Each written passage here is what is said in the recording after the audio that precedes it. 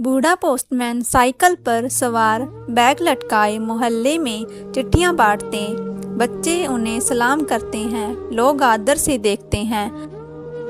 श्याम बाबू उम्र भले ही 70 पार कर चुके थे, पर दिल आज भी जवान था। हर चिट्ठी उनके लिए एक कहानी थी, किसी की खुशी, किसी की बेचैनी, किसी की उम्मीद। पोस्ट ऑफिस का अंधेरा कमरा। श्याम बाबू को एक पुरानी चिट्ठी मिलती है।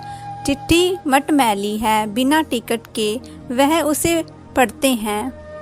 अरे ये कैसी चिट्ठी है, ना टिकट है, ना कोई तारीख है, ना ही भेजने वाले का नाम। ये चिट्ठी तो कुछ अलग लग रही है, मटमैली सी, बिना टिकट, और ये लिफाफा भी बहुत पुराना लग रहा है। माँ के लिए, गांव खंडेला, पीपल के नीचे वाला घर, बस इतना ही। ना भेजने वाले का नाम, ना तारीख, और ना जाने कब से यहाँ पड़ी है। चलो श्याम बाबू, आज फिर एक कहानी की डिलीवरी करनी है।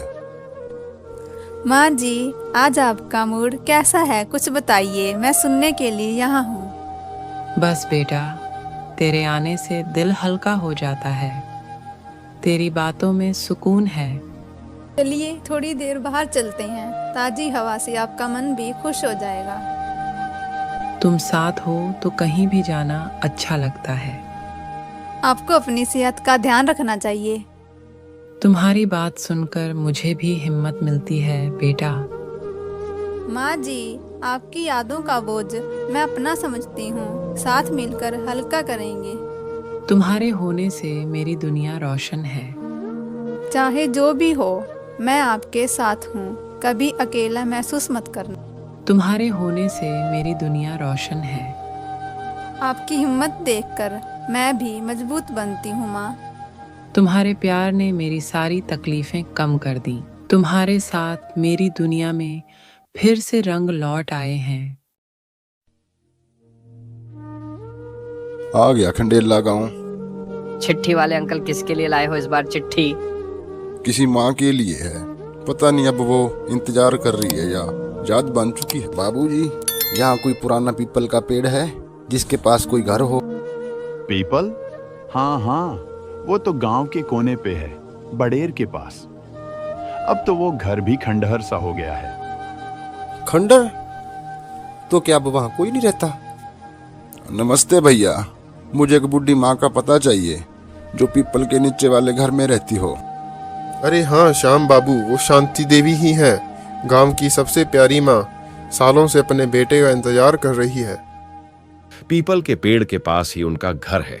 तुम सीधे मुख्य सड़क से मुड़ो, फिर तीसरा रास्ता दाहिनी ओर। दादी हमेशा वहीं बैठती हैं, चारपाई पर, कभी कभी तस्वीर निकालकर उन्हें दिखाती हैं।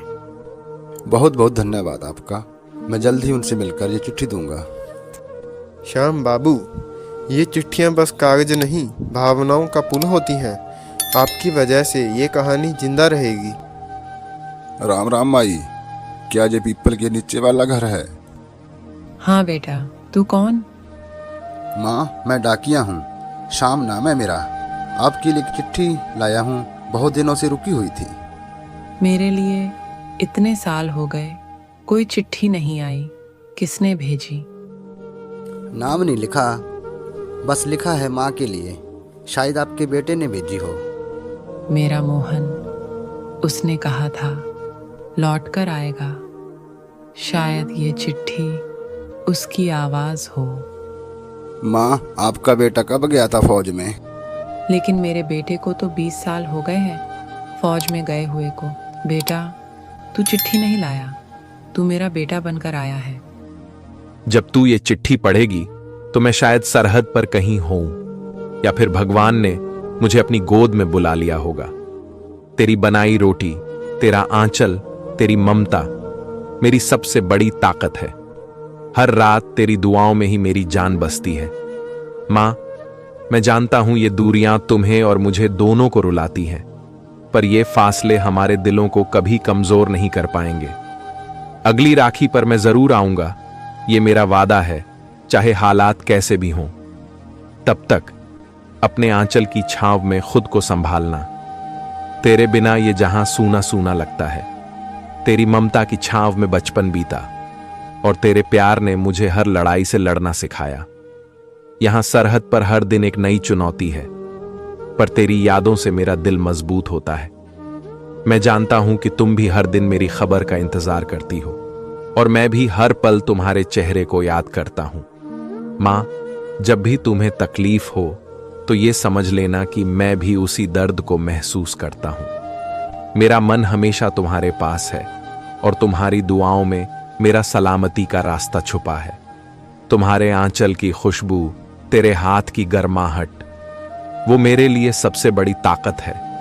बस थोड़ी हिम्मत रखना मां, मैं जल्द ही लौटूंगा, तुम्हें फिर से अपनी बाहों में भरूंगा। तब तक अपना ख्याल रखना और मुझसे मोहब्बत करते रहना। तुम्हारा बेटा मोहन। माँ जी, ये कौन है? आप क्यों रो रही हो? ये चिट्ठी लेकर आए हैं, मोहन की चिट्ठी, बहुत सालों बाद। पर वो तो कभी लौटे ही नहीं। क्या उन्होंने सच में ये चिट्ठी भेजी है? हाँ, ये मोहन की चिट्ठी है, बहुत पुरानी चिट्ठी है। क्या पता कब से पड़ी थी ये चिट्ठी। हाँ, ये मोहन की चिट्ठी है, बहुत पुरानी चिट्ठी है। क्या पता कब से पड़ी थी। और इसी प्यार के साथ मेरी साइकिल फिर चल पड़ेगी, नई उम्मीद लेकर। हर चिट्ठी अब सिर्फ संदेश नहीं, बल्कि जिंदगी का वो एहसास होगी जो दिलों को जोड़ती है। कुछ चिट्ठियाँ देर से पहुँचती हैं, लेकिन उनका असर जिंदगी भर रहता है। वक्त चाहे कितना भी गुजर जाए, माँ के दिल की उम्मीदें कभी नहीं मरती। प्यार, धैर्य और यादें ही हमारे सबसे बड़ी ताकत है। इस कहानी की हर चिट्ठी में छुपी है इंसानियत की खुशबू।